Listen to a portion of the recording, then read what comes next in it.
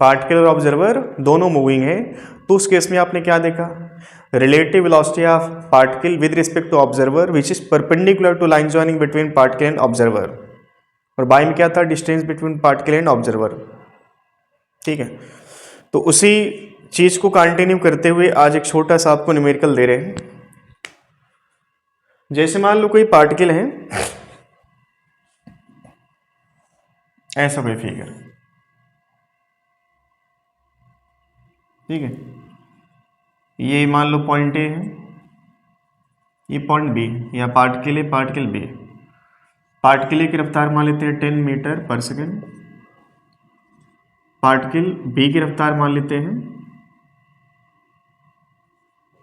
20 metre पर second, ऐसे। ठीक है, ये जो डिस्टेंस है मान लेते हैं 30 मीटर, या डिस्टेंस मान लेते हैं 40 मीटर, और आपको बताना है यहाँ पे angular velocity of particle A with respect to particle B, ये हमको निकालना है।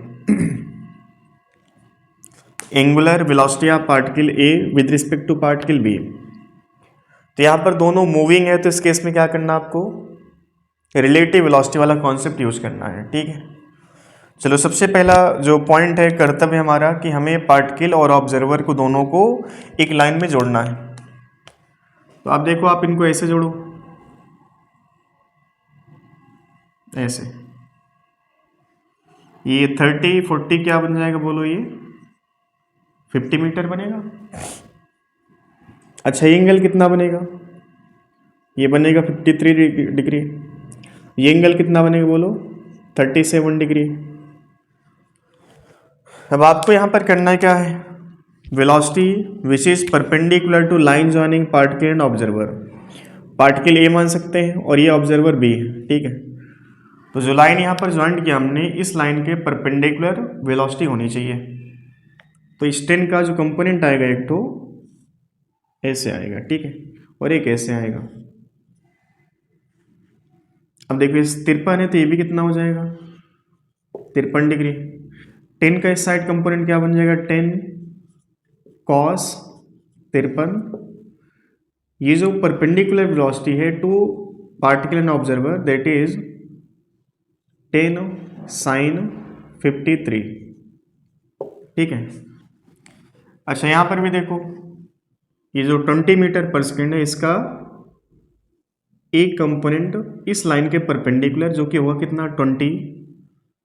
अब आप ये बताओ, ये 37 है, इस साइड कंपोनेंट क्या आएगा 20 का, इस साइड आएगा 20 cos 37।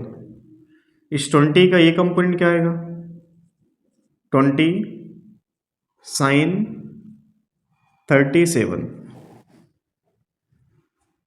ठीक है, अब सारा खेल किससे होना है, velocity which is perpendicular to line joining between particle and observer.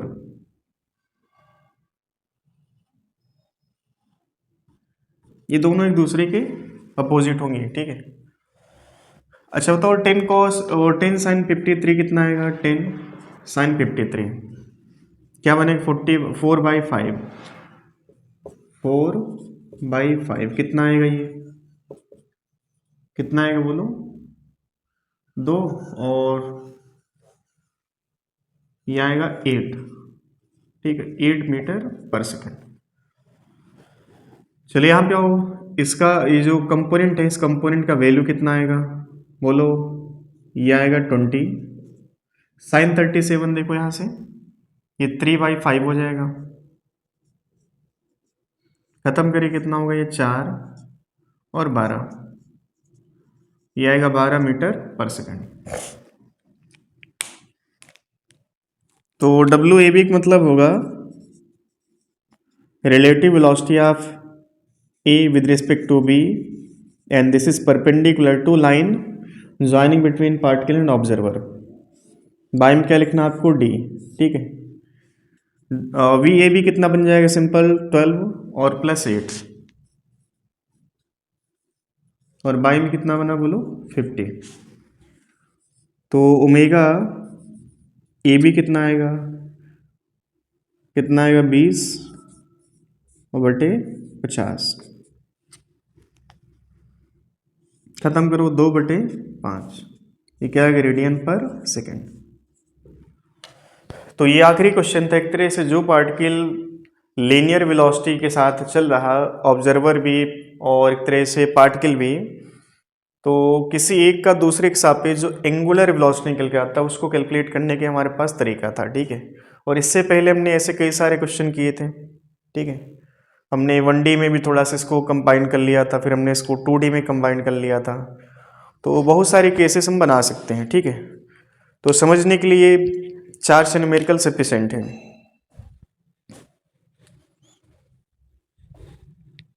अब रही बात सर्कुलर मोशन की, तो सर्कुलर मोशन का जो कॉन्सेप्ट है, बहुत सारे बच्चे स्टार्टिंग कहाँ से करते हैं, जब पार्टिकल सर्कुलर पाथ पे चलना शुरू कर देता है तो वहाँ से हम लोग सर्कुलर मोशन की बात करते हैं, ठीक है। तो उससे पहले भी सारी बातें आईटी लेवल पे करनी पड़ेंगी आपको।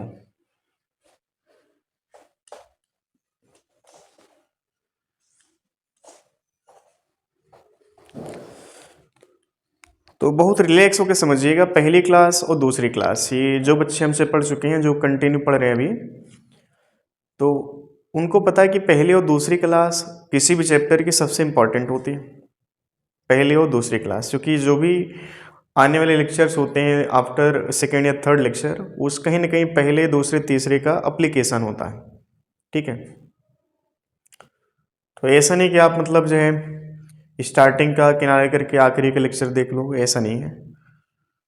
या तुमको आता है तब भी आप ये सोच के चलो कि हम कोई चीज़ आती है पहले से, तो हम आने वाले जो स्टार्टिंग के लेक्चर उनको हम छोड़ करके आगे वाले लेक्चर, वो पॉसिबल नहीं है, ठीक है। क्योंकि लेवल यहाँ पर आपको बहुत अच्छा मिलने वाला है।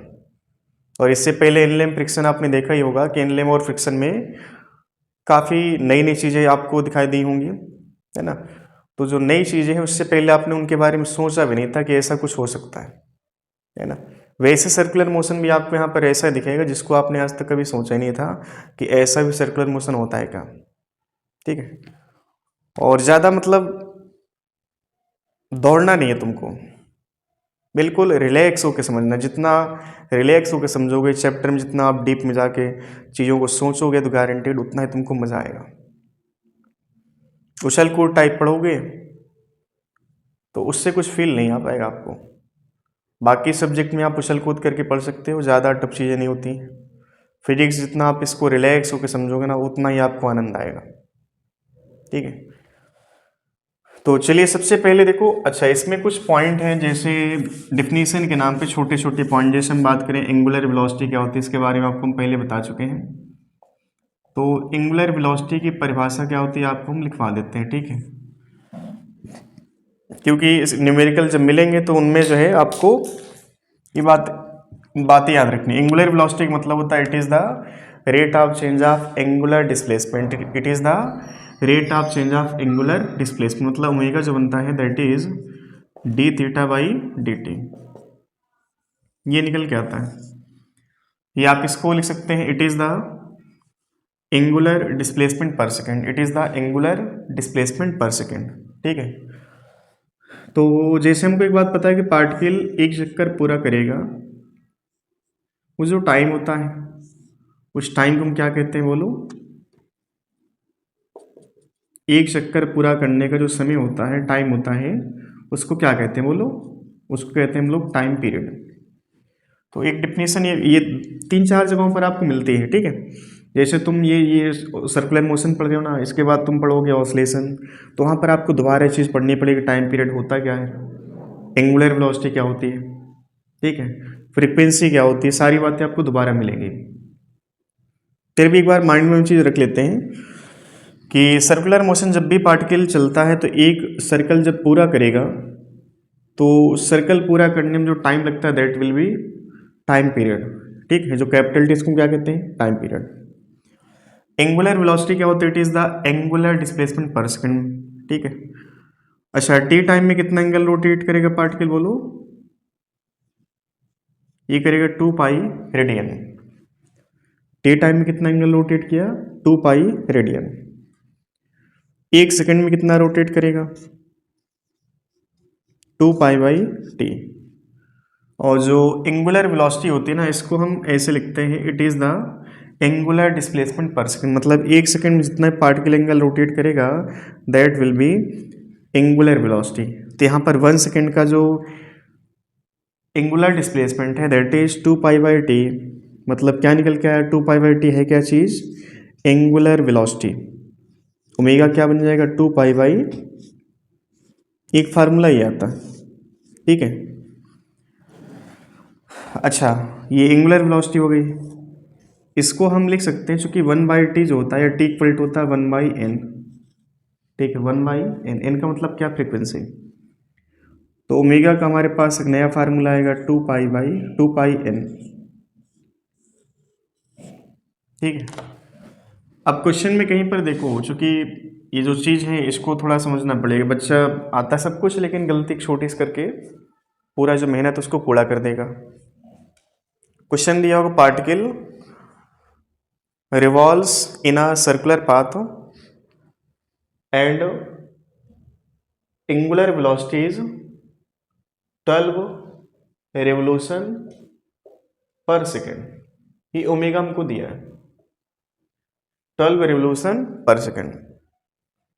ये जो तुम देख रहे हो ना ओमेगा, ये किस में आएगा, ये आएगा रेडियन पर सेकंड में, रेडियन पर सेकंड। जबकि क्वेश्चन में क्या दिया, रेवोल्यूशन पर सेकंड। हमें किस में रखना है इसको, रेडियन पर सेकंड में। तो आप बताओ, जब एक चक्कर पार्टिकल पूरा करेगा तो एंगल कितना रोटेट करेगा, 360 डिग्री। बट हमें किस में रखना है, रेडियन में। तो 360 डिग्री बराबर क्या होता है, 2π रेडियन। तो आपको क्या लिखना है, 12 इंटू एक चक्कर पूरा करने में कितना एंगल रोटेट किया, 2π रेडियन बाई में, ठीक है, सेकेंड ही रहेगा। तो 12 इंटू 2π, ये बन गया हमारा रेडियन पर सेकेंड। रेवोल्यूशन पर सेकेंड, तो यहाँ पर क्या मल्टीप्लाई करोगे आप, 2π, ठीक है। अच्छा, जैसे मान लो कभी हमको दे दिया 12 रेवोल्यूशन पर मिनट, 12 रेवोल्यूशन पर मिनट, तो इसको हमें हमेशा किस में रखना है, रेडियन पर सेकेंड में। रेडियन पर सेकेंड का मतलब है कि आपको एक रेवोल्यूशन में जो एंगल बनता है दैट इज 2π रेडियन, और मिनट को हमें किस में कन्वर्ट करना है, 60 से, ठीक है। तो ये बन जाएगा हमारे पास रेडियन पर सेकेंड। ये भी आपको याद रखना है। ओमेगा आपको डायरेक्ट रेडियन पर सेकेंड में देता नहीं। बहुत सारे क्वेश्चन हमने देखे जहाँ पे ओमेगा डायरेक्ट हमको रेडियन पर सेकेंड में नहीं देता। ओमेगा देगा इन टर्म्स ऑफ रेवोल्यूशन पर सेकेंड या इन टर्म्स ऑफ रेवोल्यूशन पर मिनट। तो बच्चा डायरेक्ट इस ओमेगा को यहाँ पे रख देगा, आंसर गलत हो जाएगा। और आप एक काम करना, जितना भी तुमने इक्वेशन ऑफ मोशन पढ़ा that is v equal to u plus a t, थोड़ा यहाँ पे कंपेयर कर ले रहे हैं। S equal to u t plus half a t square, third equation क्या है, v square u square plus 2a_s, ठीक है। फोर्थ इक्वेशन जो निकल के आई थी इस टीएथ का, इन द टाइम में कितना पार्टिकल डिस्टेंस कवर करेगा that is u plus half A into 2n-1। ये चार इक्वेशन हमारे पास थी, ठीक है। अब तुम्हें v का मतलब क्या होता है, लीनियर वेलोसिटी। लीनियर वेलोसिटी हमको नहीं दी है, इससे हमें कंपेयर करना है एंगुलर वेलोसिटी, ठीक है। तो पहला हमारे पास इक्वेशन बनेगा यहाँ पे v की जगह पर ओमेगा, u की जगह पर ओमेगा नॉट, और a की जगह पर यहाँ पर आएगा अल्फा, अल्फा इंटू टी, ठीक है। जैसे वहाँ पर देखो इस क्या चीज़ है, लीनियर डिस्प्लेसमेंट, यहाँ पर क्या बन जाएगा, theta, omega naught into T plus half alpha into T square. Third equation क्या बनेगी बोलो, omega square omega naught square plus 2 alpha into theta. Fourth equation, in the time में कितना एंगुलर डिस्प्लेसमेंट होगा, वो बन जाएगा omega naught plus 1/2 alpha 2n-1, ठीक है। बाकी और भी बातें, जैसे तुमने डिफरेंशियल फॉर्म में लिखा था v बराबर क्या होता है बोलो, ये होता है ds/dt। ठीक है, बेसिक बेसिक बातें हम लोग कर लेते हैं पहले। v इक्वल टू क्या होता है ds/dt, और a इक्वल टू क्या होता है बोलो dv/dt। ठीक है, और इसको ही कंपेयर करके हमें यहाँ पर ओमेगा, ये बन जाएगा d θ/dt, और एक जगह पर क्या बन जाएगा अल्फा, ये बनेगा d⍵/dt। ठीक है। अच्छा, अगर आपको डिस्प्लेसमेंट एज ए फंक्शन आप टाइम दिया है तो उससे वेलोसिटी फाइंड आउट करने के लिए क्या करना पड़ा आपको, डिफरेंशिएट करना पड़ा।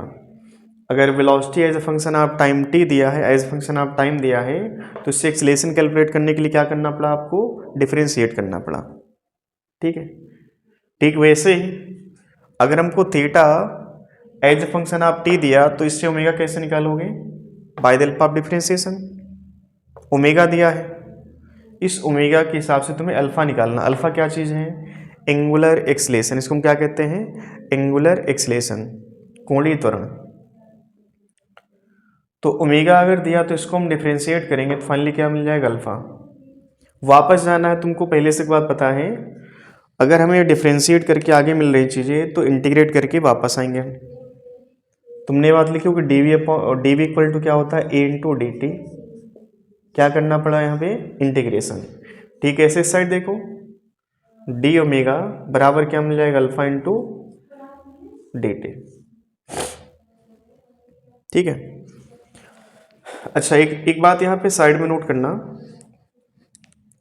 ए और अल्फा का रिलेशन, वी और ओमेगा का रिलेशन हमने देख लिया था। वी बराबर क्या होता है, आर इंटू ओमेगा। ठीक है, इस ओमेगा पर प्रॉपर तरीके से हम लोगों ने चर्चा की थी, और ओमेगा कैलकुलेट करने के हमारे पास जो तरीके थे हमने उससे कई सारे क्वेश्चन निकाले थे। ठीक है, और क्वेश्चन कहीं ना कहीं लीनियर वेलोसिटी था, उसको हमें, है ना, वो सारी बातें तुमने देख ली पहले थे। अब जो अल्फा होगा, अल्फा और ए का रिलेशन क्या होता है, equal to r into alpha.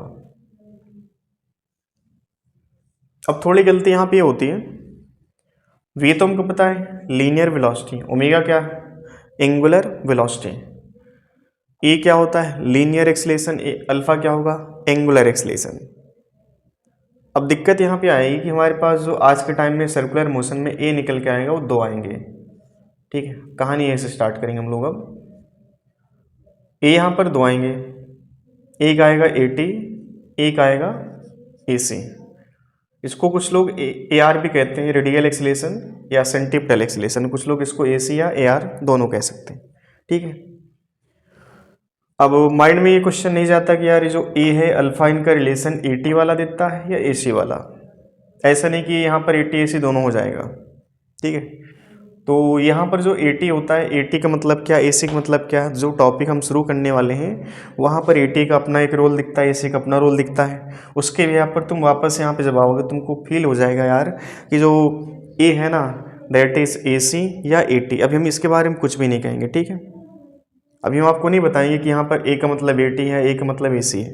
ठीक है, बस तुमको इस चीज़ को फील करना कि यहाँ पर A और अल्फा का जो रिलेशन होता है उसमें A या तो AT होगा या तो AC होगा, दो में से एक होंगे, दोनों नहीं हो सकते।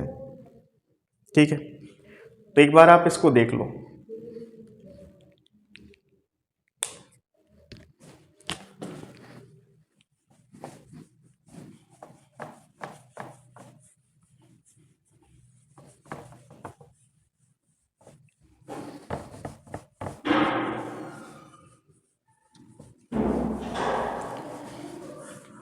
तो चलिए, ये बात तो क्लियर हो गई होगी।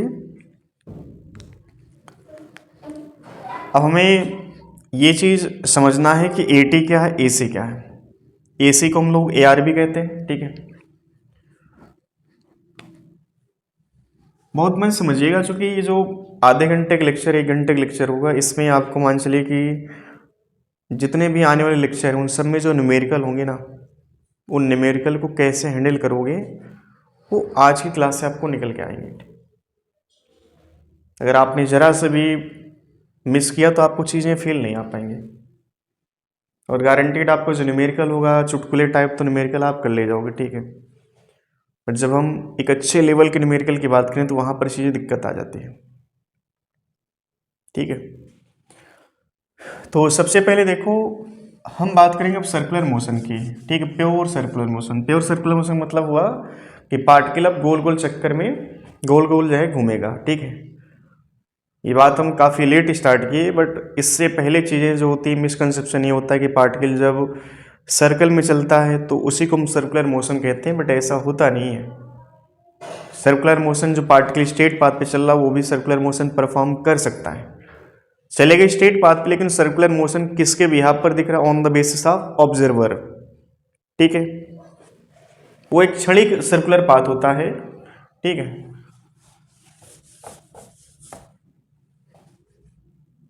अब इसको समझने के लिए सबसे पहले समझो, जैसे मान लो एक धागे से हमने क्या किया, एक छोटा सा पत्थर बांधा, ठीक है। एल लंबाई का धागा और इससे हमने एक पत्थर बांधा एम मास का। ऐसे जैसे मान लो यहाँ पर एक ये धागा है और यहाँ पर आपने एक पत्थर बांधा, ठीक है। धागे को यहाँ पर फिक्स करके पत्थर को ऐसे घुमाओ, ठीक है। पत्थर क्या करेगा? एक सर्कल में चल रहा होगा। बात अलग, सर्कल कैसा है? वर्टिकल। ये सर्कल कैसा है? वर्टिकल। आप इसी धागे से पत्थर को बांध करके ऐसे घुमाओ, ये सर्कल कैसा होगा इसका? हॉरिजॉन्टल। दोनों में क्या चीज कॉमन है? Particle moving in a circular path. चाहे वर्टिकल पाथ की बात हुई और चाहे हॉरिजॉन्टल पाथ की, दोनों के पार्टिकल कैसे चल रहा? सर्कुलर पाथ पे। अब इस चीज को तुम फील करना कि अगर हम पत्थर की वेलोसिटी, ये जो पत्थर सर्कुलर पाथ पे चल रहा है इसकी वेलोसिटी हम बढ़ाते चले जाएं, ठीक। हमारे पास मान लो ऐसा कुछ है जिससे हम इसकी वेलोसिटी बढ़ाते चले आ रहे हैं। तुम इमेजिन करो वेलोसिटी बढ़ाते जाओगे तो इसमें टेंशन क्या होगा? बढ़ता, इस धागे में टेंशन बढ़ता चला जाएगा। अब जब टेंशन बढ़ा तो धागे का टूटने का चांस भी बढ़ता चला जाएगा। तुमने क्या किया? इतनी ज़्यादा रफ्तार बढ़ा दी कि धागा कुछ टाइम बाद कहीं पर टूट गया। जैसे इमेजिन करो कि पार्टिकल इस सर्कल में ऐसे घूम रहा, ठीक है, और यहाँ पर धागा टूटा। धागा टूटते ही पार्टिकल अब सर्कल में चल रहा होगा, सर्कल से बाहर आ गया होगा। जैसे धागा टूटा पार्टिकल सर्कुलर पाथ छोड़ करके बाहर भाग गया। मतलब ये निकला कि जो पार्टिकल सर्कल में चल रहा था शायद वो चलने के लिए मजबूर था, अदरवाइज सर्कल में चलना नहीं चाह रहा था। जैसे धागा टूटा पार्टिकल सर्कल में ना चल करके वो अपने जो करना चाहता था वो करने लगा। मतलब कि अगर वो टेंजेंशियल भागना चाह रहा टेंशियल भागेगा, वहीं से गिरना चाह रहा, वो बात की बात है कि लो हम लोग अभी उस पर भी चर्चा करेंगे। जब धागा टूटेगा तो पार्टिकल किस तरीके से भागता है, नीट में क्वेश्चन पूछा है। वो टेंजेंशियल भागता है। जैसे अगर मान ले ये वर्टिकल सर्कुलर पाथ है, धागा यहाँ पर टूटेगा तो पार्टिकल इसी पॉइंट से टेंजेंशियल फ्लाई ऑफ कर जाएगा। ऐसे फील कर पा रहे चीज को? तो सबसे पहला पॉइंट, कोई भी पार्टिकल, इस दुनिया का कोई भी पार्टिकल सर्कुलर पाथ पे चलना नहीं चाहता, वो चक्कर नहीं काटना चाहता। जैसे मान लो तुम्हारा कोई काम फंस गया, किसी सरकारी दफ्तर में तुम्हारा काम फंस गया तो वहां पर तुम चक्कर काट रहे हो। जैसे तुम्हारा काम हो जाएगा तुम चक्कर काटना बंद कर दोगे। मतलब तुम चक्कर कब तक काटोगे? जब तक तुम्हारा काम नहीं हो जाएगा। मतलब तुम शायद उस काम के होने का इंतजार करें। जैसे हुआ तुम उस चक्कर काटने वाले जो एक तरह से मोह माया, उससे तुम फ्री हो गए, ठीक है। और कुल मिला के पार्टिकल सर्कुलर पाथ पे नहीं चलना चाह रहा था। अगर वो चल रहा था मतलब कि वो मजबूर था।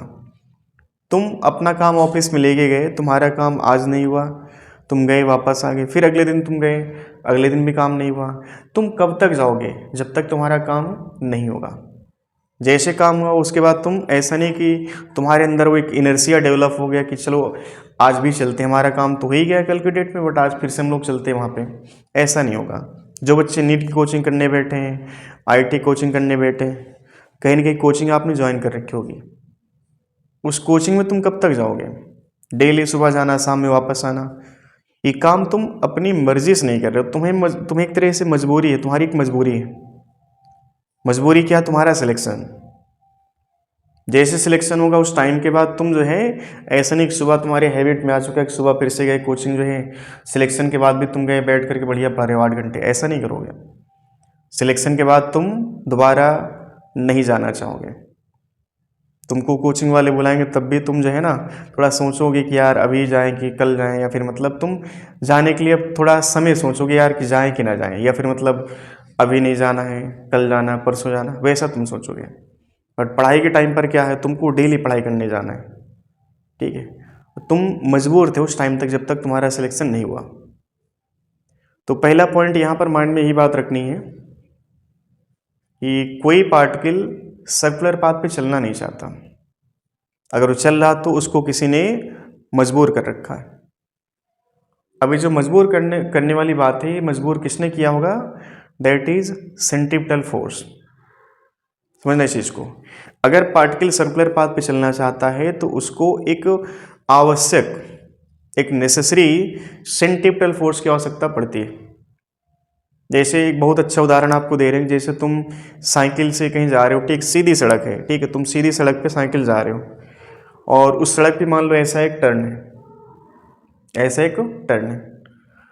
अब इस टर्न से तुम अपने आप को मोड़ना चाहते हो तो साइकिल को थोड़ा सा तुमको बेंड करना पड़ता है। जैसे साइकिल थी ये सीधी चली जा रही थी, ठीक है, जैसे यहाँ पर एक टर्न आया, उस टर्न पर क्या किया, साइकिल को अपने आप को थोड़ा सा बेंड करना पड़ा। अब ये बेंड करने की भी जो कंडीशन सबकी अलग अलग होती है। वही सड़क है बट अगर हम मान लो धीमी रफ्तार जाएं या हम पैदल जा रहे हैं तो हम अपने आप को नहीं बेंड करते। साइकिल पे हम चढ़ के जा रहे हैं, थोड़ा रफ्तार हमारी तेज है तो साइकिल को हम थोड़ा बेंड करते हैं। वहीं पर अगर हम बाइक से जाएं, बाइक की रफ्तार थोड़ा और तेज है तो बाइक को हम थोड़ा और बेंड करेंगे। अगर कोई मान लो रेसर टाइप है, जीन्स पैंट वगैरह पहने बढ़िया, ठीक है, रेसर टाइप है, तो क्या करेगा, बाइक को बिल्कुल ऐसे झुका देता है। उसके जो घुटने होते हैं ना, पैर वाले घुटने जो है, ये वाला घुटना नहीं, पैर वाला भाई, वो पैर वाला घुटना क्या है, ज़मीन से बिल्कुल टच करवा देता है, क्योंकि रफ्तार उसकी ज़्यादा होती है। तो उसी सड़क पर बेंड करने की जो टेंडेंसी सबकी अलग अलग है। सभी लोग अलग अलग तरीके से बेंड करके अपने आप को उस सड़क से मोड़ पा रहे हैं। वो किस बिहाफ पे है? वेलोसिटी के बिहाफ पे। अगर वेलोसिटी कम होगी तो हमें जो है अपने आप को थोड़ा कम बेंड करना पड़ेगा, वेलोसिटी ज़्यादा होगी तो हमें ज़्यादा बेंड करना पड़ेगा। अब बात माइंड में ये आती है कि ऐसा क्यों करना पड़ा। अब वहाँ पर तुम्हें कैलकुलेट नहीं करना कि यार हमको कितना डिग्री पर बेंड करना है। अगर ऐसा वेट कैलकुलेट करने जाओगे तो पता चला तुमको गए घर के लिए सब्जी लेके जानी थी, मैडम जी तुम्हारा डंडा लेके इंतज़ार कर रही कि अभी तक भाई साहब कहाँ हैं। और तुम गए, बोले चौहान सर ने बोला था कि साइकिल को बेंड करना है तो हमें अपने आप को थोड़ा सा, साइकिल को मोड़ना है तो हमें अपने आप को थोड़ा सा बेंड करना पड़ेगा, और हम वो चीज़ कैलकुलेट कर रहे थे, है ना। तो सारे इल्ज़ाम तुमने हमारे ऊपर डाल दिया, ठीक है। तो वो चीज़ मतलब तुम्हें कैलकुलेट नहीं करना, बट तुम प्रैक्टिकली चीज़ करते हो कि अगर साइकिल से तुम जा रहे हो, बाइक से जा रहे हो, है ना, तो वहाँ पर तुम्हें अपने आप को थोड़ा बेंड करना पड़ता है। बेंड क्यों करना पड़ता है?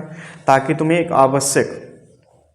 आवश्यक अविकेंद्र बल, जिसको हम कहते हैं हिंदी में सेंट्रीपिटल फोर्स, मिल सके। बिना सेंट्रीपिटल फोर्स के बॉडी सर्कल में नहीं चल सकती है, ठीक है। अगर बॉडी सर्कल में चल रही मतलब इसको किसी ने मजबूर कर रखा, और उस मजबूर करने वाले का नाम क्या है? अभिकेंद्र बल या सेंट्रीपिटल फोर्स। फील कर पा रहे इस चीज़ को? बहुत सारे एग्जाम्पल है, बड़ा इंटरेस्टिंग टॉपिक है, चैप्टर है ये। तो ये बात हाईवे पर देखो तो हाईवे पे ऐसा नहीं, कार जो है ना वो कार अपने आप को बेंड कर सकती है, ठीक है। तो कार बेंड नहीं कर सकती, बट उस जो टर्न है, सड़क है, उस सड़क में एक शार्प टर्न है, ठीक है। और हाईवे की बात हो रही तो हाईवे पर रफ्तार तो ऐसे भी ज़्यादा होती है गाड़ियों की। बाइक वाला अपने आप को बेंड कर लिया, साइकिल वाला बेंड कर लिया, बट कार वाला बेंड नहीं कर पा रहा। तो करते क्या, वहाँ पे सड़क को ही बाहर से, जैसे सड़क है इस सड़क को ही बाहर से थोड़ा ऊपर उठा देते हैं, ठीक है। वो कैलकुलेशन के बाद डिसाइड हो जाता है, मतलब वो इंजीनियर वगैरह जो होते हैं उनको इसी बात का पेमेंट मिलता है कि बाहर से कितना सड़क को उठाया जाए। और कई जगहों पर ये बात लिखी होती चौराहे पर कि अधिकतम गति सीमा 40 किलोमीटर पर आवर, 40 किलो, ऐसे मतलब वहाँ पे लिखा होता है। उस लाइन का भी एक मतलब होता है कि तुम इस सड़क से अधिकतम 40 की रफ्तार से अपने आप को मोड़ सकते हो। अब तुम भाई साहब जीन्स पैंट पहने हो, तुमको लगा 40 बोला, हम साला 40 की जगह पर डबल स्पीड जाएंगे, डबल स्पीड में तुमने मोड़ा, खेल खत्म, दोबारा मोड़ने लायक बचोगे ही नहीं। ठीक है, बहुत सारे जो नई नई थार या फार्चूनर नहीं, थार टाइप ले लेते हैं ना, लुक के टाइप जो है, तो लोग करते क्या है ना कि वो गाड़ी को स्टंट करवाते हैं। एक टर्न है वहाँ पर जो है अचानक से गाड़ी को बेंड अचानक से मोड़ते हैं, जबकि वहाँ पे अधिकतम वो तुम्हारे हाथ में, देखो तुम कितने भी अच्छे ड्राइवर क्यों ना हो, सड़क डिसाइड करके बैठी है कि तुम्हें इस सड़क पर इससे ज़्यादा की रफ्तार से नहीं मोड़ना है। अगर मोड़ोगे तो हमेशा के लिए मतलब तुम जो है हमेशा के लिए तुम बचोगे नहीं मोड़ने के लायक। ठीक है, एक ही बार मोड़ पाओगे, एक बार, या तो फिर अगर मोड़ना ही ढंग से तुमको, ढंग से मोड़ो। तुम 40 की जगह फिर 80 में जो जा रहे थे, तुम जितनी रफ्तार उतनी अधिकतम रफ्तार से मोड़ो, खेल खत्म कर लो फिर। ठीक है, तो साइंस पढ़ने का, फिजिक्स का मतलब ये होता है कि चीज़ें जो लिखी होती हैं कहीं ना कहीं इंजीनियर जो कि बन के बैठा है वो प्रॉपर तरीके से चीज़ों को एनालाइज किया, कैलकुलेट किया, वो लिख देता है कि यहाँ पर अधिकतम इतनी रफ्तार से मोड़ा जा सकता है, उससे ज़्यादा रफ्तार से मोड़ पाना पॉसिबल नहीं है। ठीक है, फिर तुमको वहाँ से मतलब फिसलने से कोई बचा नहीं पाएगा, तुम वहाँ पर गिरोगे गारंटी।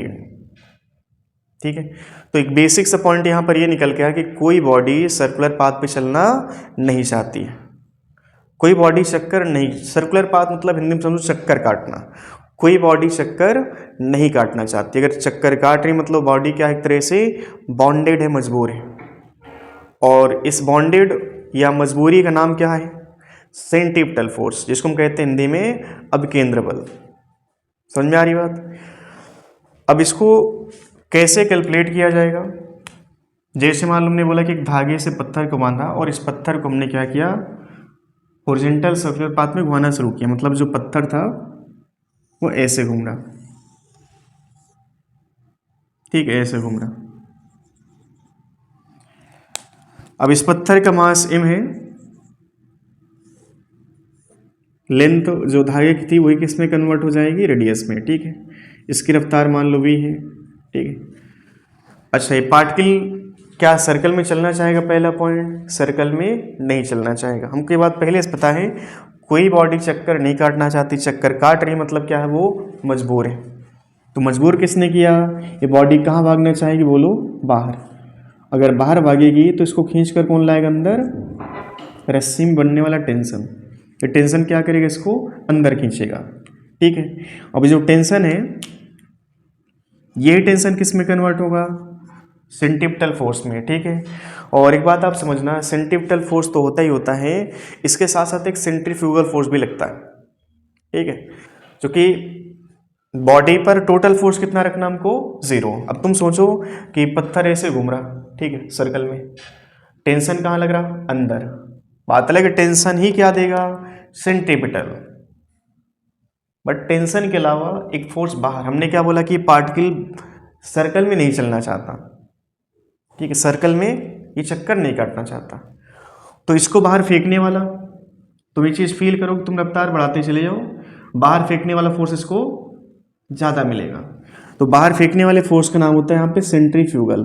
जैसे यहाँ पर टेंशन क्या देगा, सेंट्रीपिटल, वैसे इसको बाहर फेंकने वाला फोर्स क्या होगा, सेंट्रीफ्यूगल। ठीक है, यहाँ पर क्या बनेगा, सेंट्रीफ्यूगल। ये पूरा लिख रहे हैं इसको हम। बाहर फेंकने वाले का नाम क्या हिंदी में, सेंट्रीफ्यूगल फोर्स। ठीक है, सेंट्रीफ्यूगल फोर्स। ये टेंशन क्या देगा, सेंट्रीपिटल, और पार्टिकल ना बाहर जा रहा ना अंदर आ रहा, मतलब कि जो टेंशन है वो सेंट्रीफ्यूगल फोर्स के बराबर है। समझ में आ रही बात? चलो, ये बात हो गई। अब सेंट्रीपिटल फोर्स की जिम्मेदारी क्या होती है?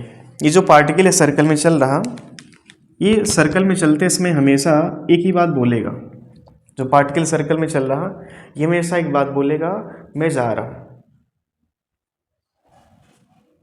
ये पार्टिकल क्या कहेगा, मैं जा रहा हूं।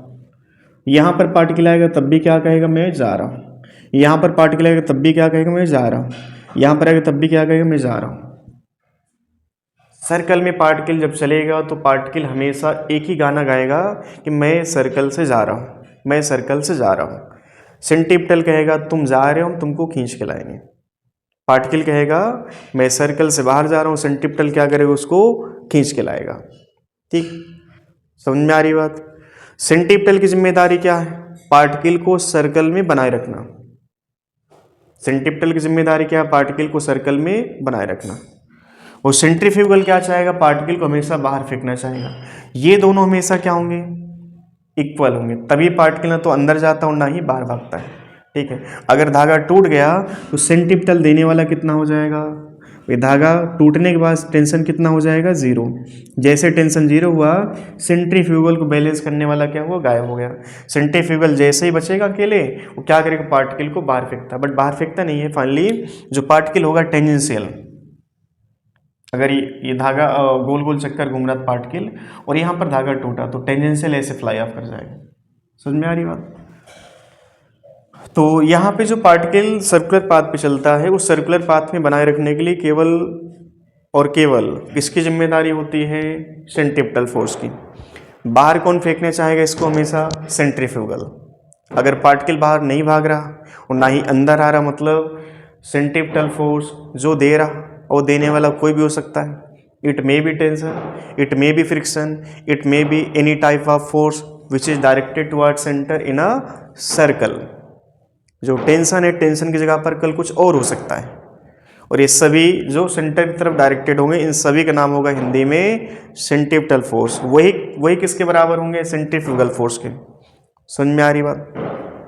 अच्छा, ये बात होगी। सर्कुलर मोशन के जो टाइप हैं, वो टाइप कितने हैं? वैसे एक बात तुमको स्टार्टिंग से लेकर के आखिरी तक यही बात बोलनी है, कोई भी पार्टिकल सर्कुलर पाथ पे नहीं चलना चाहता। अगर वो चल रहा तो क्या है? पूरी तरह से मजबूर है, और मजबूर करने वाले का नाम क्या बोलो हिंदी में? Centripetal force. और बाहर फेंकने वाले का नाम क्या हिंदी में बोलो? Centrifugal force. दोनों क्या होते हैं? आपस में हमेशा इक्वल होते हैं और एक दूसरे के अपोजिट होते हैं। चलो यहाँ तक बात क्लियर हुई। अब तुमको समझना है कि सर्कुलर मोशन कितने टाइप का। दो ही तरह का सर्कुलर मोशन होता है, उनमें से एक होता है uniform circular motion. Uniform circular motion, uniform circular motion. ठीक है, एक समान वृत्तीय गति, हिंदी में इसको कहेंगे हम लोग एक समान वृत्तीय गति। अब इसको एक लाइन में तुमको डिफाइन करना है, तो आप इसको हिंदी में ऐसे डिफाइन करोगे। इन यूनिफॉर्म सर्कुलर मोशन, ये बात तुम लिख लेना। यूनिफॉर्म सर्कुलर मोशन की डिफिनीशन क्या होती है, इसमें लिखना है आपको। इन uniform circular motion, magnitude of velocity of particle will remain constant, but direction of velocity continuously changes. Therefore, centripetal acceleration or centripetal force comes into existence. ठीक है, इतना तुम लिख लेना है, इसको परिभाषा इसकी। अगर पार्टिकल सर्कुलर पाथ पे चलेगा तो सर्कुलर पाथ पे चलाएगा कौन? मान लो कोई पार्टिकल एम मास का, वेलोसिटी इसकी v है। ठीक है, तो हमको एक बात पता है कि पार्टिकल सर्कुलर पाथ पे चलना नहीं चाहता। अगर चल रहा मतलब एक तरह से क्या है? ये बॉन्डेड है, मजबूर है। मजबूरी का नाम क्या है यहाँ पे? Centripetal force. ठीक है, और वो सेंट्रीपिटल फोर्स कहाँ पे लग रहा होगा? हमेशा अंदर। सेंट्रीपिटल फोर्स कहाँ लग रहा होगा? अंदर। जब पार्टिकल यहाँ पर था तो ये क्या कहेगा? मैं भाग रहा हूँ। तो जब भागेगा बाहर की तरफ हो तो सेंट्रीपिटल फोर्स क्या करेगा? इसको अंदर खींचेगा। ठीक है, जब पार्टिकल यहाँ पर पहुँचा होगा टॉप पर, तो यहाँ पर भी क्या कहेगा? मैं बाहर जा रहा हूँ, मैं भाग रहा हूँ। सेंट्रीपिटल फोर्स क्या करेगा? इसको अंदर खींचेगा। ठीक है, अब तुम ये बात प्रैक्टिकली फील कर सकते हो कि अगर धागे से हम बांधकर पार्टिकल को घुमाएं और जितना तेज घुमाओगे उतना तेज, उतना ही ज़्यादा इस पार्टिकल का बाहर भागने का चांस होगा, और उतनी ही ज़्यादा मेहनत करनी पड़ेगी इसको अंदर खींचने में।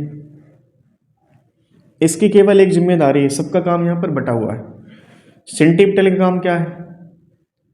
केवल और केवल पार्टिकल को सर्कुलर पाथ पर बनाए रखना, क्योंकि पार्टिकल सर्कल में चलते इसमें हमेशा एक ही वर्ड, एक ही गाना गाएगा कि मैं सर्कल से जा रहा हूँ, और सेंटीपिटल कहेगा बेटा सर्कल में ही चलो, तुम्हें सर्कल छोड़ के नहीं जाना है। समझ में आ रही बात? तो अब ये बताओ कि जो सेंटीपिटल फोर्स है कहाँ पर लग रहा है? सेंटर में। और ये तुम्हें इसका जो कैलकुलेशन कैसे फील करोगे? अब तुम बात प्रैक्टिकली फील कर सकते हो कि अगर हम एक छोटा पत्थर बांधेंगे, उस छोटे से पत्थर का बाहर भागने का चांस कम होगा एज कंपेयर टू बड़ा पत्थर। अगर एक छोटा पार्टिकल तुमने बांधा है तो उसमें धागे का जो टूटने का चांस है वो कम होगा घुमाते समय। उसी वेलोसिटी तुम एक बड़ा पत्थर घुमाओ तो उस बड़े पत्थर को अगर हम सेम वेलोसिटी से घुमाएं तो उसका टूटने का चांस ज़्यादा है, मतलब उस केस में पार्टिकल जल्दी भागना चाहेगा बाहर। समझ में आ रही बात? तो बाहर भागने की जो टेंडेंसी है वो किसके पास ज़्यादा होगी? जिसके पास मास ज़्यादा होगा। और अंदर जितना ज़्यादा बाहर भागने की टेंडेंसी, उतना ही मेहनत करनी पड़ेगी हमको अंदर खींचने के लिए। समझ में आ रही बात?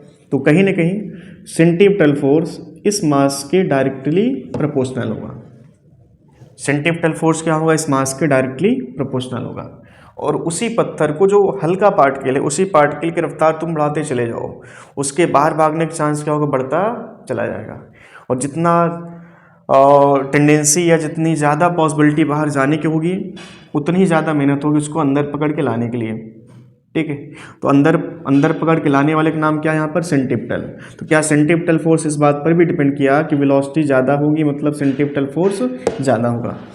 ठीक है, तो पहला पॉइंट यहाँ पे निकल के आया, centripetal force proportional to mass of particle. Centripetal force proportional to square of velocity.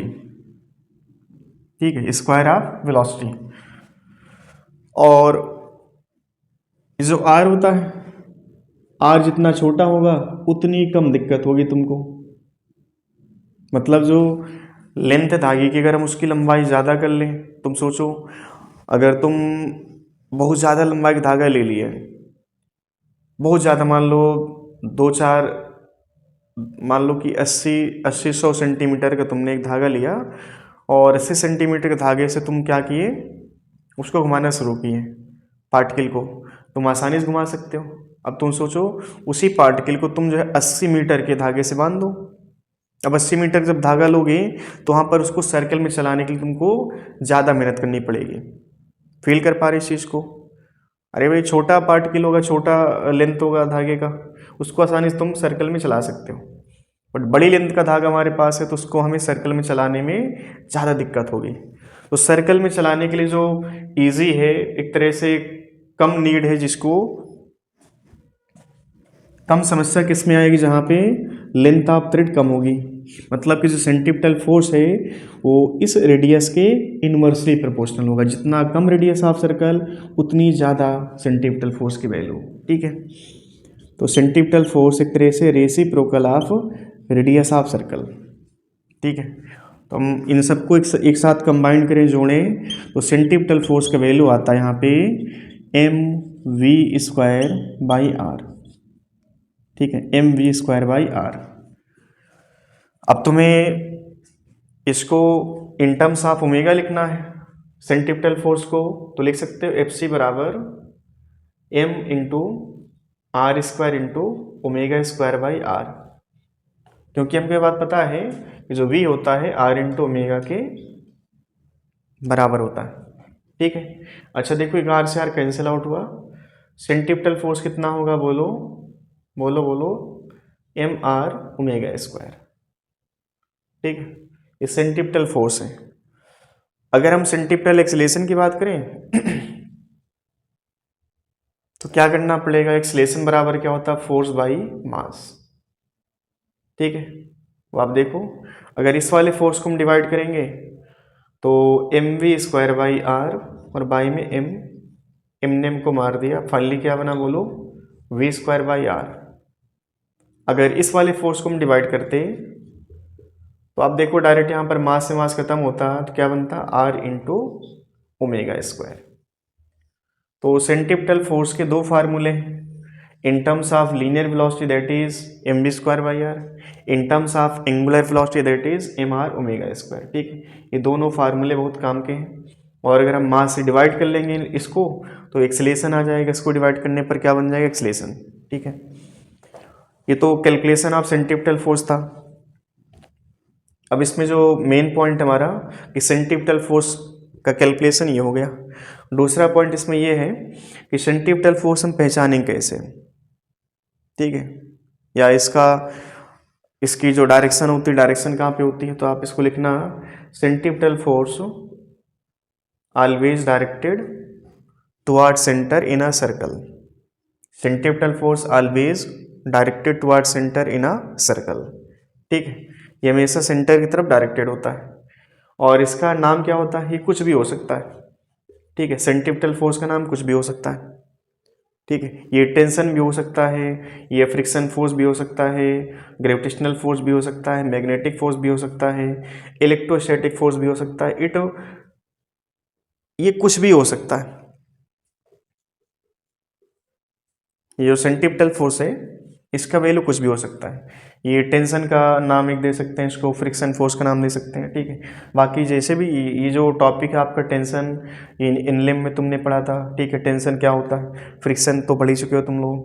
ठीक है, ग्रेविटेशनल फोर्स क्या है, मैग्नेटिक फोर्स क्या है, इलेक्ट्रोस्टैटिक फोर्स क्या है, और भी चीज़ें होती हैं। ठीक है, तो कुल मिला के आपको सिर्फ याद रखना है कि जो फोर्स सर्कल में सेंटर की तरफ डायरेक्टेड है उन सभी का नाम हिंदी में क्या होगा, सेंट्रीपिटल फोर्स।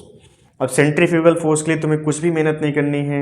सेंट्रीफ्यूगल फोर्स का जो वैल्यू होता है वो हमेशा mv²/r या mr⍵²।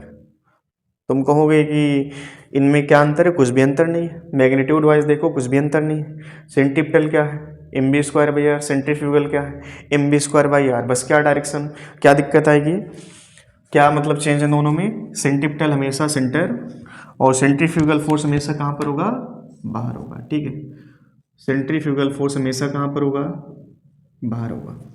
सेंट्रीपिटल फोर्स कहाँ पर होगा, अंदर। और ये दोनों हमेशा क्या होंगे, आपस में एक दूसरे के बराबर होंगे। सेंट्रीफ्यूगल फोर्स की पूरी लाइफ एक ही बात होगी, वो पार्टिकल को सर्कल से बाहर लाना चाहेगा, और सेंट्रीपिटल की जिम्मेदारी होगी पार्टिकल को सर्कल में बनाए रखना। दोनों अपना अपना काम करेंगे, दोनों अपना का जो कर्तव्य है निभाएंगे, और ये हमेशा आपस में ही कैंसिल आउट होते रहते हैं। ठीक है, तभी तो पार्टिकल ना तो बाहर जाता ना ही अंदर।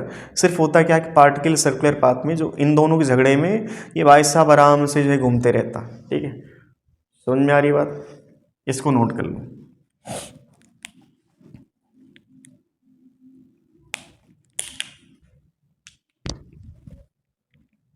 चलिए इसको नोट कर लिया। अब कैलकुलेशन ऑफ सेंट्रीपिटल फोर्स जब आप देखोगे ना तो बहुत सारी बातें निकल के आएंगी। सेंट्रीपिटल फोर्स का जो फार्मूला होता है फिक्स होता नहीं है। जैसे सेंट्रीपिटल फोर्स का फार्मूला फिक्स नहीं, वैसे सेंट्रीफ्यूगल का फोर्स फार्मूला फिक्स नहीं होता है। बट ये जो कैलकुलेशन है जो आपने भी लिखा है mv²/r या mr⍵², ये हमेशा इतना ही रहेगा। ठीक है, बात अलग है दे कौन रहा। जैसे यहाँ पर सेंट्रीपिटल फोर्स, इसका नाम अभी हमने कुछ कहा नहीं कि ये कौन है। अब धागे से तुम पत्थर बांध के घुमाओ, धागे में जो टेंशन अंदर की तरफ लग रहा होगा वही क्या हो जाएगा, सेंट्रीपिटल फोर्स। ठीक है, और भी जगहों पर आप एग्जाम्पल देखोगे तो कहीं ना कहीं तुमको पहले से वहाँ पर कोई ना कोई फोर्स अंदर दिख रहा होगा, और जो फोर्स अंदर दिख रहा है सर्कल में उसी का नाम होता है सेंट्रीपिटल फोर्स या सेंट्रीफ्यूगल फोर्स। समझ में आ रही बात। सेंट्रीपिटल फोर्स कहेंगे बट वो हमेशा अंदर होता है। जो फोर्स यहाँ पर अंदर लग रहा है उसको हम क्या कहेंगे, सेंट्रीपिटल फोर्स। और उतना ही अपोजिट डायरेक्शन फोर्स क्या लगता है, सेंट्रीफ्यूगल। दोनों हमेशा साथ साथ चलते रहते हैं। ठीक है, अच्छा इसमें जो बच्चे 12 पास आउट हैं ये बात पहले जानते कि यूनिफॉर्म सर्कुलर मोशन में, in uniform circular motion, UCM मतलब uniform circular motion. Uniform circular motion में जो v है, इस v का मैग्नीट्यूड, इसमें कोई चेंज नहीं। जैसे हमने कहा v का मैग्नीट्यूड है 10 मीटर पर सेकेंड, तो यहाँ पर भी v का मैग्नीट्यूड होगा 10 मीटर पर सेकेंड। जब पार्टिकल यहाँ पर होगा इस पॉइंट पर भी v का वैल्यू होगा 10 मीटर पर सेकेंड। जब पार्टिकल यहाँ पर होगा यहाँ पर भी v का वैल्यू होगा 10 मीटर पर सेकेंड। अब इस पूरे सर्कल में हर एक पॉइंट पर v का जो मैग्नीट्यूड निकल के आएगा दैट इज 10 मीटर पर सेकेंड। चेंज क्या हो रहा, v की डायरेक्शन, यहाँ पर v की डायरेक्शन ऊपर, यहाँ पर v की डायरेक्शन हॉरिजॉन्टल, यहाँ पर v की डायरेक्शन वर्टिकल, यहाँ पर हॉरिजॉन्टल। ठीक है, तो इस पूरे सर्कुलर पाथ में पार्टिकल की जो वेलोसिटी है उस वेलोसिटी के डायरेक्शन में चेंज है, मैग्नीट्यूड में कोई चेंज, मैग्नीट्यूड देखो यहाँ पर कितना 10। तो ऐसा सर्कुलर पाथ, ऐसा सर्कुलर मोशन जिसमें पार्टिकल के मैग्नीट्यूड ऑफ वेलोसिटी में कोई चेंज नहीं होता है, इस मोशन को हम कहते हैं हिंदी में यूनिफॉर्म सर्कुलर मोशन।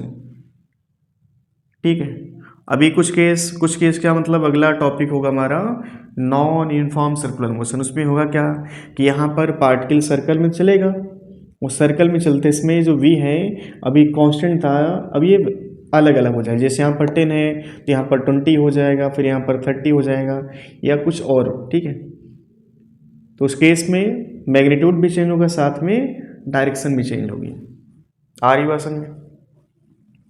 अच्छा, कुछ पॉइंट यहाँ पे जो 12th पास आउट बच्चे हैं वो याद रखेंगे। यूनिफॉर्म सर्कुलर मोशन में सबसे पहला पॉइंट हमसे पूछता है कि वर्क डन कितना होता है। दूसरा पॉइंट हमसे पूछेगा power deliver to the particle कितना होगा। तीसरा पॉइंट हमसे पूछेगा चेंज इन काइनेटिक एनर्जी कितना होगा। चौथा पॉइंट हमसे पूछेगा, क्या पूछेगा बोलो, चौथा पॉइंट हमसे पूछेगा change in magnitude of linear momentum. ठीक है, magnitude of change of linear momentum. पांचवा पॉइंट हमसे पूछेगा magnitude of change of velocity. ठीक है, magnitude of change of velocity. छठा पॉइंट हमसे पूछेगा magnitude of change of speed. ठीक है, तो ये कुछ पॉइंट पूछेगा हमसे। वर्क डन की बात करें तो वर्क यहाँ पर कितना होगा, 0। अगर वर्क होगा तो यहाँ पर काइनेटिक एनर्जी में कुछ ना कुछ चेंज दिखेगा, या एनर्जी में कुछ ना कुछ चेंज दिखना चाहिए, बट हम देख रहे हैं कि यहाँ पर एनर्जी में कोई चेंज, यहाँ पे 10, यहाँ पे 10, यहाँ पे 10, यहाँ पे 10। क्या काइनेटिक एनर्जी में कोई चेंज है? काइनेटिक एनर्जी में कोई चेंज नहीं है। ठीक है, काइनेटिक एनर्जी में कोई चेंज नहीं है। अगर काइनेटिक एनर्जी में चेंज नहीं है तो फाइनली हम कह सकते हैं कि यहाँ पर वर्क शायद 0 हुआ होगा। ये आपके अकाउंट में जैसे मान लो पैसा 1 लाख रुपए फॉर एग्जांपल, अब वो पैसा समय के साथ नहीं बढ़ रहा, मतलब क्या निकला कि आप शायद वर्क नहीं कर रहे हैं, मतलब जॉब नहीं कर रहे हैं, मेहनत आप नहीं कर रहे हैं। अगर आपके अकाउंट का पैसा कंटिन्यूस बढ़ रहा, मतलब क्या है कि आप जो है वर्क कर रहे हैं। समझ में आ रही बात? तो वर्क तभी दिखता है एक तरह जब एनर्जी में चेंज होता है, या जब एनर्जी में चेंज होगा तो वहाँ पर वर्क गारंटीड हो रहा होगा। और हम देख रहे हैं यहाँ पर काइनेटिक एनर्जी में कोई change, half m v square देखो यहाँ पर, हाफ एम बी स्क्वायर यहाँ पर, हाफ एम बी स्क्वायर यहाँ पर, कोई चेंज यहाँ पर नहीं दिख रहा। ठीक है, तो वर्क कितना हो गया बोलो, 0। पावर डिलीवर क्या होगी, 0, चूँकि हम जानते हैं पावर क्या होता है, रेट ऑफ डूइंग वर्क, और वर्क ही नहीं हो रहा तो फाइनली पावर कितना हो जाएगी, 0। चेंज इन काइनेटिक एनर्जी, पहले से आपको बता रहे हैं यहाँ पे काइनेटिक एनर्जी में कोई चेंज नहीं, मतलब काइनेटिक एनर्जी में चेंज कितना हो गया, overall 0। Change in linear momentum, change in linear momentum, इसमें चेंज होगा because linear momentum is a vector quantity. ठीक है, वेक्टर क्वांटिटी। अब बताओ यहाँ पर वेलोसिटी डायरेक्शन ये है, यहाँ वेलोसिटी डायरेक्शन ये है, तो वेलोसिटी की डायरेक्शन कंटिन्यूसली क्या है, चेंज है। और हम जानते हैं जो p होता है हमारा मास इंटू वेलोसिटी के बराबर होता है, तो डेल्टा p बराबर बोलो क्या मिल जाएगा, m इंटू डेल्टा वी। अब डेल्टा वी का चेंज होगा, यहाँ पे डेल्टा वी 0 नहीं होगा, ये कुछ ना कुछ वैल्यू लेके आएगा। ठीक है, तो आप यहाँ पे सिंपल ये लिखोगे कि जो डेल्टा p है वो 0 नहीं होगा। क्यों नहीं 0? Because it is a vector parameter. ये क्या है, तीनों स्केलर है। ठीक है, अच्छा, ये जो मैग्नीट्यूड ऑफ वेलोसिटी का चेंज है ये भी 0 नहीं होगा। क्यों? क्योंकि यहाँ पर वेलोसिटी क्या है, वेक्टर। स्पीड क्या बोलो, स्केलर। इसमें चेंज कितना हो जाएगा, 0। ठीक है, नीट में तो ऐसे चुटकुला कई बार पूछता है कि ड्यूरिंग या in uniform circular motion power deliver to the particle कितना होगा, तो आंसर क्या बन जाएगा, 0। ठीक है, वर्क कितना बनेगा, 0। चेंज इन काइनेटिक एनर्जी कितना होगा, 0। चेंज इन लीनियर मोमेंटम कितना होगा, नॉन 0। डेल्टा वी क्या होगा, डेल्टा वी का जो वेक्टर फॉर्म है जिसको हम कहते हैं magnitude of change of velocity, ये क्या होगा नॉन जीरो, ये क्या होगा जीरो। ठीक है, ये होगा यूनिफॉर्म सर्कुलर मोशन। थोड़ा सा इसमें कुछ पॉइंट और हम लोग कवर कर लेते हैं, ये बात अच्छे से आप नोट कर लो।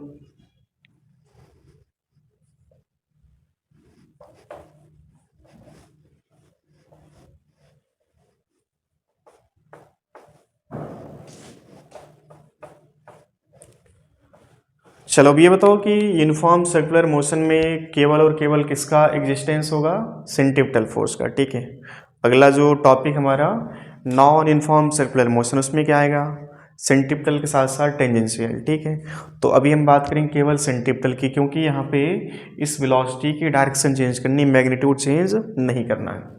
ठीक है, अब हमें सेंट्रीपिटल फोर्स कैसे लिखना है, उसको लिखने की कला सबके अंदर होनी चाहिए। अगर आप नहीं लिख पा रहे तो गारंटीड आपको ये सब पढ़ने का कोई मतलब नहीं। ठीक है, जैसे मान लो एलएम में आपने पढ़ा कि मान लो कोई एक स्प्रिंग है। ठीक है, स्प्रिंग में खिंचाव तो हो ही सकता है। जैसे मान लो कोई स्प्रिंग, हमने क्या किया, एक फिक्स एंड है। ठीक है, इससे हमने क्या किया, एक रॉड में ऐसे रिंग को हमने यहाँ पे फिक्स कर दिया। ठीक है, और हमने एक एंड पर हमने क्या किया, एक ब्लॉक रखा है, ब्लॉक है, एक ठो ब्लॉक है एम मास का, और यहाँ पर ये फिक्स है। ठीक है, स्प्रिंग कांस्टेंट मान लो के, स्प्रिंग कांस्टेंट क्या है यहाँ पे, के। ऐसे जैसे मान लो एक डंडी है, लकड़ी है, लड़के नहीं बोले, लकड़ी हमने बोला है, और इस रॉड में, ये लकड़ी में जो भी है, इसको, इसमें तुमने एक स्प्रिंग ऐसे फंसा दी। ठीक है, फिक्स कर दी, और जो फ्री एंड है यहाँ पे स्प्रिंग का, उस पर हमने एक ब्लॉक रख दिया, ब्लॉक अटैच कर दिया, और तुम इसको ऐसे घुमा रहे हो। मतलब जो स्प्रिंग है वो ऐसे घूम रही है ब्लॉक के साथ। मासलेस स्प्रिंग है, बात यार मासलेस स्प्रिंग। तो तुम बताओ कि जो स्प्रिंग है क्या एक्सपेंड होगी, स्प्रिंग क्या होगी, एक्सपेंड होगी। नेचुरल लेंथ हमने मान लिया इसका एल है। जब इसको आप कांस्टेंट, जब इसको कांस्टेंट एंगुलर वेलोसिटी ओमेगा से हम घुमाएंगे इस वाले एंड को, या इस पूरे सिस्टम को कांस्टेंट एंगुलर वेलोसिटी से, तो इसमें एक्सपेंशन कितना होगा, स्प्रिंग में कितना एक्सपेंशन होगा। ठीक है, तो ये बात तुम पहले जानते हो कि अगर हम इसको घुमाएंगे तो ब्लॉक कहाँ भागना चाहेगा, बाहर। जब बाहर भागेगा तो स्प्रिंग क्या होगी, एक्सपेंड होगी, स्प्रिंग थोड़ा सा फैलेगी, और तब तक स्प्रिंग फैलेगी जब तक बाहर फेंकने वाला फोर्स हो, बाहर फेंकने वाला फोर्स और अंदर पकड़ के लाने वाला फोर्स आपस में इक्वल ना हो जाए। बाहर फेंकने वाला फोर्स कितना होगा बोलो, लेंथ एल है, कुछ इसमें एक्सपेंशन भी आया होगा स्प्रिंग में ना, तो कितना हो गया टोटल एल प्लस एक्स। ठीक है, अच्छा स्प्रिंग कांस्टेंट कितना है, के। अगर स्प्रिंग एक्स फैलती है तो अंदर की तरफ स्प्रिंग फोर्स कितना लगाती है, के इंटू एक्स, के इंटू एक्स। अच्छा, स्प्रिंग को हमने क्या किया, पूरे सिस्टम को ओमेगा से हमने घुमाया, कांस्टेंट ओमेगा से।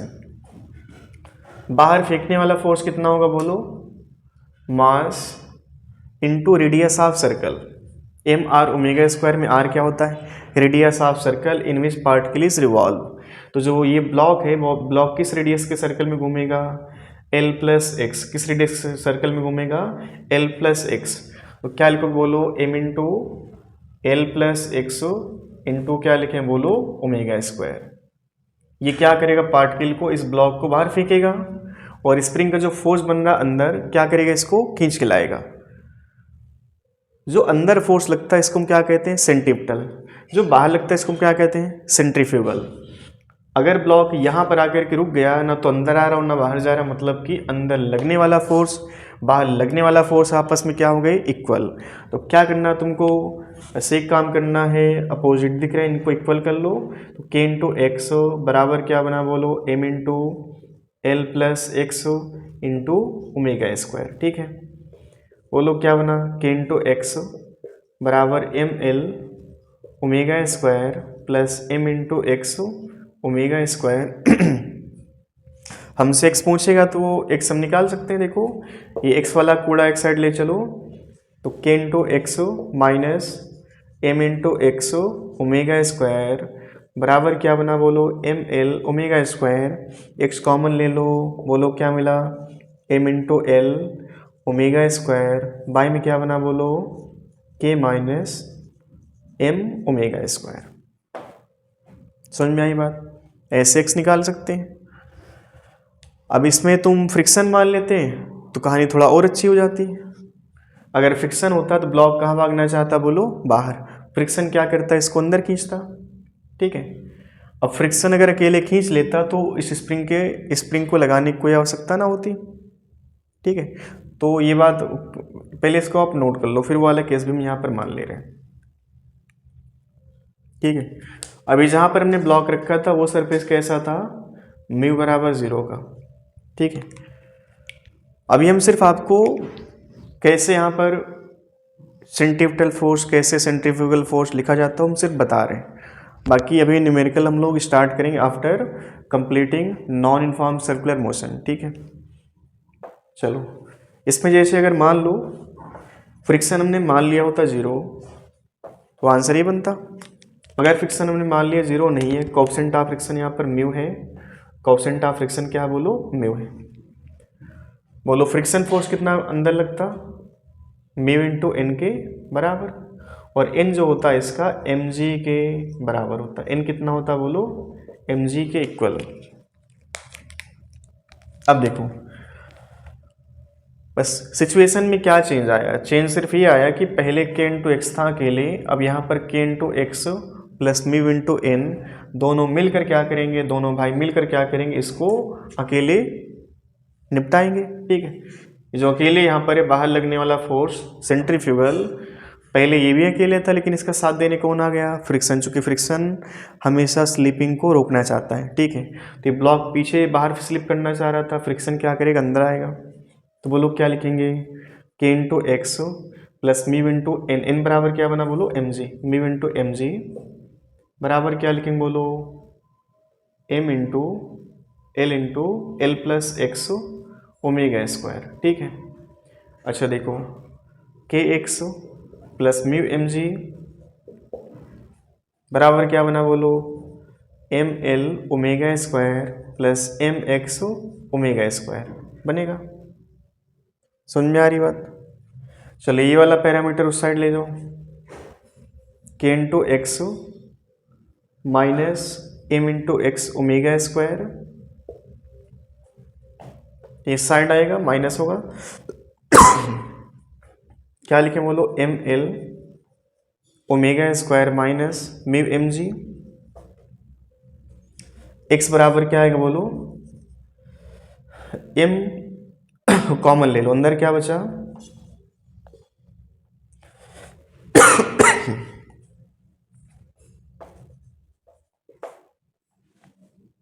और बाई में क्या लिखें बोलो, के माइनस एम ओमेगा स्क्वायर।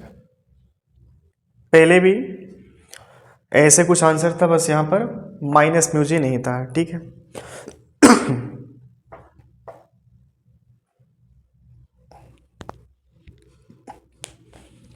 तो इसको आप नोट कर लो। अगला टॉपिक होगा हमारा नॉन यूनिफॉर्म सर्कुलर मोशन। बाकी कॉन्सेप्ट हमने अभी शुरू किए हैं, अभी आने वाली 2-3 क्लास में तुम्हें चीज़ें बहुत अच्छे से क्लियर हो जाएंगी। ठीक है, तो आज के लिए इतना रखते हैं, धन्यवाद।